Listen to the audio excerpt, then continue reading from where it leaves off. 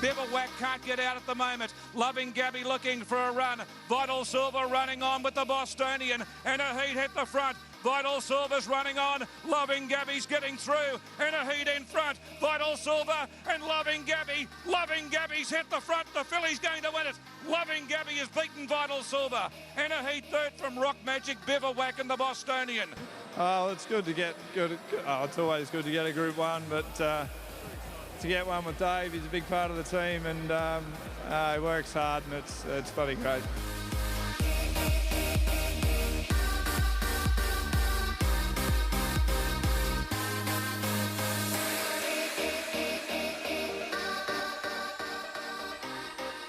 Loving Gabby after winning the Manikato back in October of last year, Group 1 filly, and she will take her place in the Newmarket at Flemington as a part of their Super Saturday program.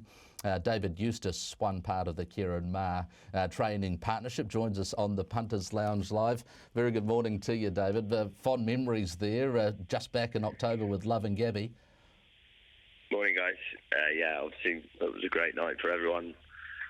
She really showed her class, and it was a big effort from everyone to get her there, and tip-top order, and Craig polished it off with a good ride. So, yeah, we won't forget that, and hopefully we can get a few more.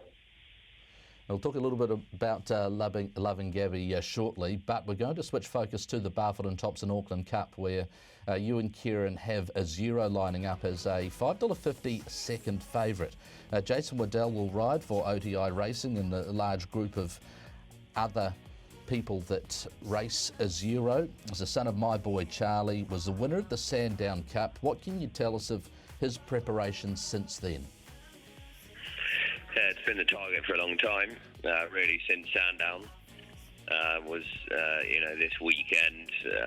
Adelaide Cup's on Monday as well, but we elected to go for the Group 1, and his record over 2 miles is obviously very good, as everyone knows. So he's had his runs spaced. He's been up a long time, but not too long. It just seems to suit him to kick over and stay and work. He also takes a long time to get fit, so he seems in good order. He can put a line through his last run in Sydney the other day. Tommy Berry had a bit of a rush of blood to the head, and it didn't really work out. So he's trialled well since, and goes in there with obviously a strong chance. He didn't have much luck at Flemington, and then, of course, as you mentioned, at Warwick Farm, a case of putting a line through that. We're taking a look at the most recent trial at Randwick, over 1,200 metres. Is this exactly what you wanted to see? Yeah, we just wanted to obviously see him move well, get in a nice rhythm, and be strong through the line. He's obviously a thorough stair, so you're not looking for a violent turn of foot, but a nice long sustained run, and he did that and blew off well, and we're looking forward to it. Look, he's drawn wide, but where do you expect to see him in running? His general pattern is to sort of settle back and be allowed to find his feet before working into his race. Is that what you'll be instructing Jason Waddell today? What are you thinking? Yeah, I think he'll have to do that, particularly from that draw. He's probably going to be doing a bit too much. He has led and won, and you can ride him that way. He's pretty versatile, but there looks to be enough speed on him to slot in midfield, and Jason can just get him in a nice rhythm and allow him to breathe and make his move when he thinks the time's right. Good to know that tactical versatility, that's for sure. What are your confidence levels like that he can win that Group 1 today? Yeah, look, it will be pace related. You draw in the first 10, and there'd have been a lot of confidence going into the race, but as long as they do go a solid tempo, it'll give him every chance. So you'll know probably the first 4 or 5 furlongs. If they're crawling, it might be tough, and if they're going a good solid tempo, then he'll be right there. Switching back to Loving Gabby now, and at the Newmarket, how happy are you with her? She's had a faultless prep. We've been very happy with her the whole way through. Touch wood, she hasn't had an issue. Obviously her first up run was very good. and she's definitely come on from that. She'll appreciate the extra distance, and she's performed down the straight. And I think the straight's one of those things where you can, you improve it every time you go down it. So, she's had 2 sighters for 2 seconds in Group 1s down there, and hopefully she can go one better, and we think she can. Do you sense that on Lightning Stakes Day in that particular race that maybe she wasn't advantaged by where she was on the track? I think that's right. I think difficult to say. She definitely would have won, but very confident she'd have been a bit closer to G-Trash and Red Cell if they were all on the same side. So hopefully they come down the middle. I think everyone would like them to just stay in one group and come down the middle and not split into 2 groups. Because I think very often that's when you get the wrong result. We'll be hoping they just plough down the middle and make it a fair race. Yeah, that certainly would help her, given that she's drawn 3 today. But we'll wait and see how that Flemington track plays.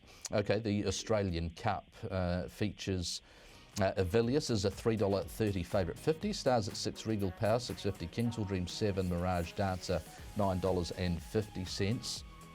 The team have Southern France in this race, the entire by Galileo, who's fresh up today. What are you expecting to see from Southern France? Again, it'll be tempo related with him. If they go a decent clip and there's giving the ground, first up 2,000 will be no issue. And we'll see him hit the line strong. But it doesn't look on paper to be much. Hush Writer looks the obvious candidate to go forward. And other than that, there's a lot of horses that will take a sit. So we're drawn 14 and we'll have to be negative from that draw, considering he's first up over that sort of trip. So you might find him sort of struggling to make ground if they don't go quick early. But if they go a good solid tempo, conditions will suit. Nice big track, given the ground, and he'll hit the line strong. But he'll build on whatever he does.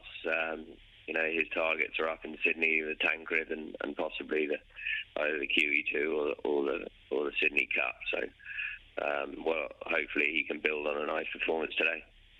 You're good to get those thoughts on what's ahead of him, given that he won the Sandown Classic over 2,400 metres, the Group 1 Tancred over 2,400 metres as well at weight for age, and then a decision of up and trip or back and trip, depending on how well he goes there. Yeah, absolutely. The crossroads will be the Tancred, and then we can work out where he heads from that. But he will definitely run into that race, all being well, and we think that's a race he can win. Soft conditions and will suit him. He ran very well in Ireland in a bog, and if they continue to get the rain in Sydney, then a mile and a half around Rose Hill, heavy track should be his ideal. Very busy day for the team at Flemington. In the first race, you've got Muntasera and Incredulous Dream. Holyfield there in race number 3. Bon Vicini and Bams on Fire in the 4th. Mask of Time. Loving Gabby, How Womantic, and Facino, Southern France, and Sea Tonic. Out of those group of horses, can you give us 2 that you like as strong winning chances? Yeah, look, we'll be disappointed if Loving Gabby didn't win. We think she goes there in really good order, and I'd be backing her at $5. And Muntasera obviously looks a class horse in the field in the 2-year-old race, but she's pretty short. So I think at odds, Facino is a big each way price in the CUNY. And it was a big run the other day. The blinkers go on, and at the prices in that race, I thought she was the one that was a bit overpriced. And just touching on Muntasera, targeting the Golden Slipper if things go well today? Yeah, absolutely. She's in the race to then run in the Slipper, and hopefully she can be in the mix, get the prize money, and she'll head on up to it after a really big run in the Diamond. She wasn't suited by the pattern of the day, and we thought it was a massive effort to finish where she did. So hopefully she can continue up to Sydney. Cheeky question, in your head, do you have a number 1 seed out of the Ma Eustace team for the Golden Slipper? I think Prague was, frankly, he was poorly ridden the other day, and if he was able to just stride into the race, he would have he'd have ran much better, and I think he's, although not in the race yet, he's probably our best 2-year-old, so he'll run in the Pago, hopefully runs well, and if he lines up in the slipper, he'll run very well. Excellent. So noting down Prague, David Eustace, we thank him for his time, for joining us on the Punters Lounge Live, a 0 in the Barfoot and Thompson Auckland Cup, and really confident with the preparation given that it's been a target since he won the Sandown Cup over the same distance. We check in with our 2 Australian form analysts as they discuss their Group 1 programs at Flemington and Randwick, speaking about Ben Ascari and Brad Gray after this break.